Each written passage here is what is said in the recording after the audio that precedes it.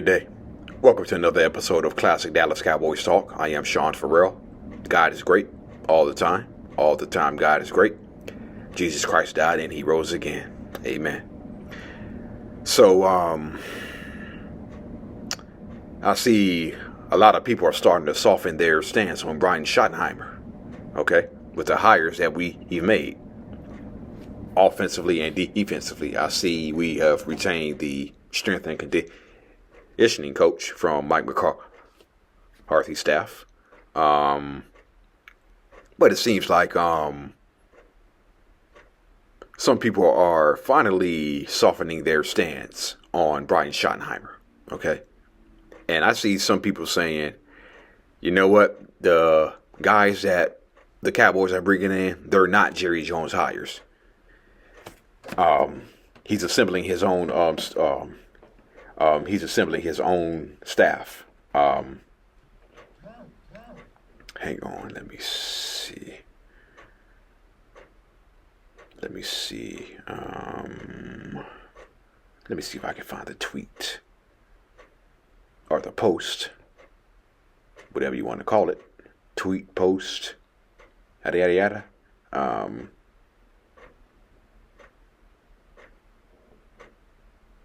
Let me see. Okay. So,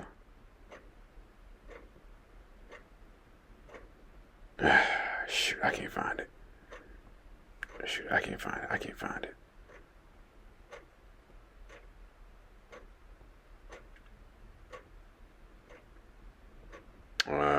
Okay.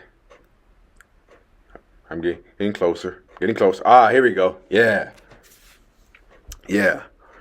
So,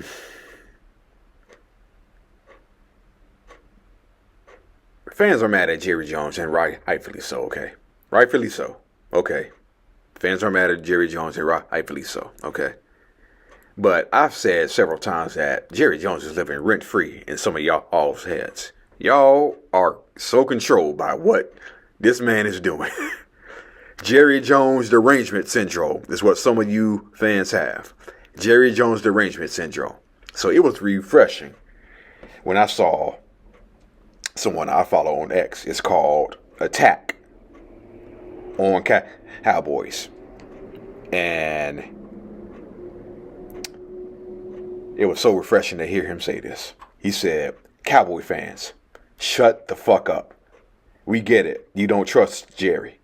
We get it. Now shut the fuck up. Damn.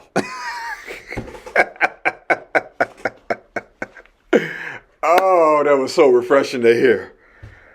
Yes.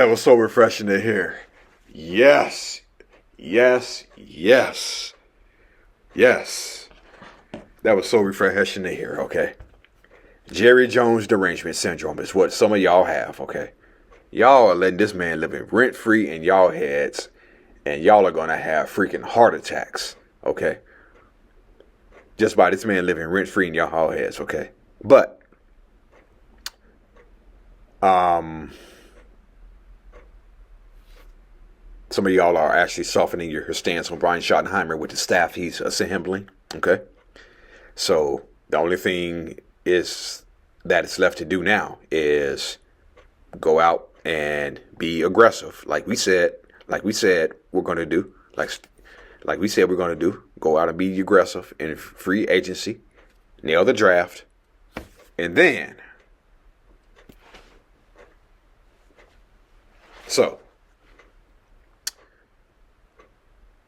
Super Bowl 28. Okay. There was a little bit of a debate going on that James Washington, safety, who had been replaced by Darren Woodson earlier that season in the starting lineup. He had been replaced by Darren Woodson earlier in the season, okay? But he came up big in Super Bowl 28. The Leon Lett strip of Thurman Thomas, James Washington took that hat back that tied the game at 13. Then he made another great play. Jim Kelly was looking for Don Beebe, and Don Beebe appeared wide open. And then James Washington came out of nowhere and made the interception. Okay. So there was some debate. There was some debate about,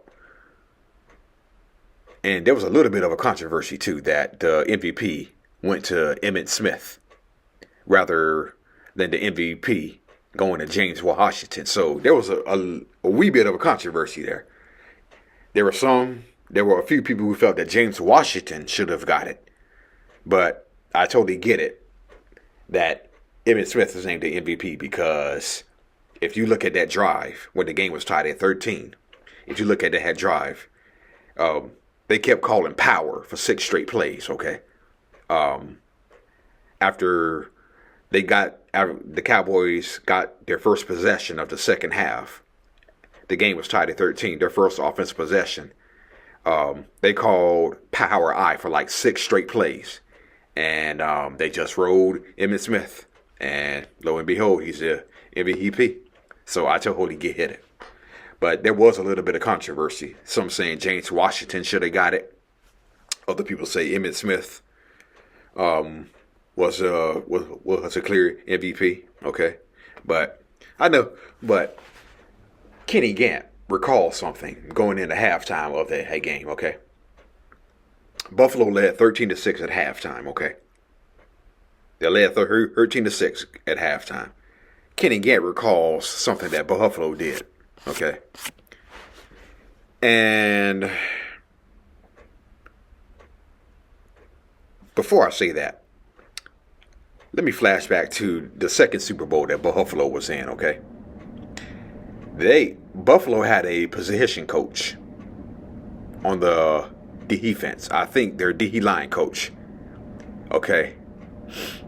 And during the Super Bowl week leading up to the game, he was making like hog noises.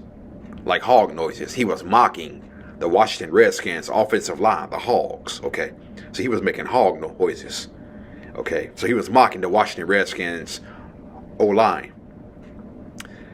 And so, if you watch that documentary, The Four Falls of Buffalo, Bruce Smith is like, why would you give anybody any incentive to come out and play harder and play even better? Okay. So, Marv Levy said he didn't find out about it until after the game. And then Marv Levy hired him after he found out about it, and rightfully so. So, let's flash forward to 1993, okay? Bills are leading 13-6, okay? So they're going into halftime, okay? Kenny Gant recalls he heard something that he could not believe. Kenny Gant said that the Buffalo Bills were talking smack to Cowboy players. Think about that for a second. You're going in, you lost 3 straight Super Bowls. You're leading 13-6 at the half. Dallas really hasn't played well. Okay? And yet, you're walking into halftime and you're talking smack. Yapping. And Kenny Gant was like, I could not believe what I was hearing. Kenny Gant said it was like Buffalo wanted to piss us off. Okay? It was almost like they wanted to piss us off. And lo and behold, second half comes around. Thurman Thomas fumbles. What do you know? Bills lose 30-13. Go figure. Yeah. So,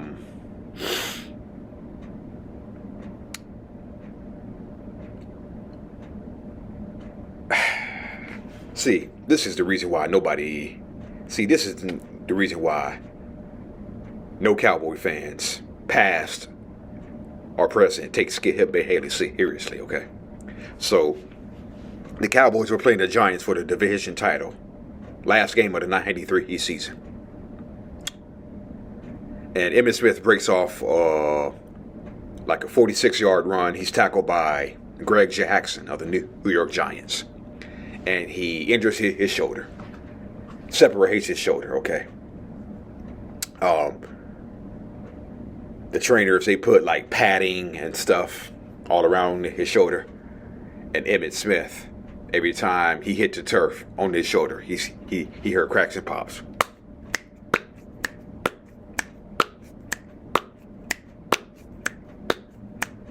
That's what Emmitt Smith had heard, and players, Cowboy players recall Emmitt Smith getting up every time, like, ah, just his shoulder. And see, this is why nobody takes Skip Bayless seriously, okay? He claims to be a Cowboys fan, but is he really? Okay. Skip Bayless actually accused Emmitt Smith of faking the injury. In case you didn't hear me again, Skip Bayless accused Emmitt Smith of faking the shoulder injury he had. Okay?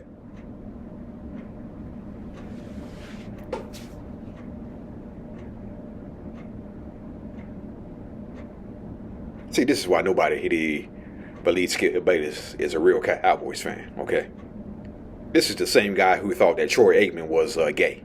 I kid you not. This is the same guy who thought that Troy Aikman was gay.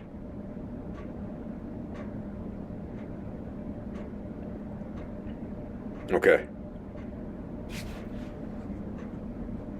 How the hell are you going to accuse somebody of faking a shoulder injury when the people in the stadium, the players on the field, the people who are watching on TV can tell when a player is injured?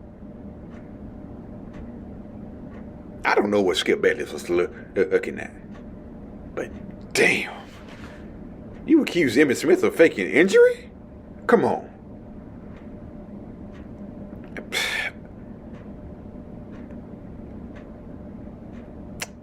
And if you ask Emmitt Smith, after Eddie Murray kicked the game-winning field goal to give the Cowboys a division, to give the Cowboys the NFC East and the bye week and the playoffs, okay?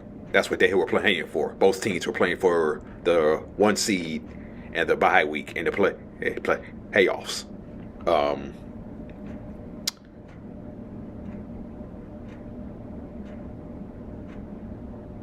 What was I about to say? Oh, yeah.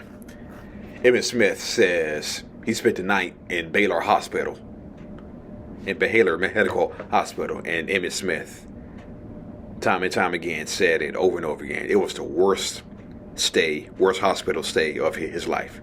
And he was on IVs and he was on pain medication. Yeah, so Emmitt Smith was on IVs and pain medication for his shoulder injury, okay? Emmitt Smith said it several times. It was the worst hospital stay I've ever had. He was in that much pain, okay? So I don't think Emmitt Smith will fake that much pain. I don't think you're on pain meds and on IVs for 11 hours at a hospital, okay? If you're not seriously injured, okay? And he was. And for Skip Bayless to accuse Emmitt Smith of faking the injury, man, if you don't get out of here with it, that man Smith. See, this is why nobody takes him seriously. This is why Cowboy fans don't take him seriously. Okay. So, yeah. So, all right. That's it. And that's all for Classic Dallas Cowboys Talk. I am Sean Farrell. I am out of here. Many blessings to you all. Peace out. God bless.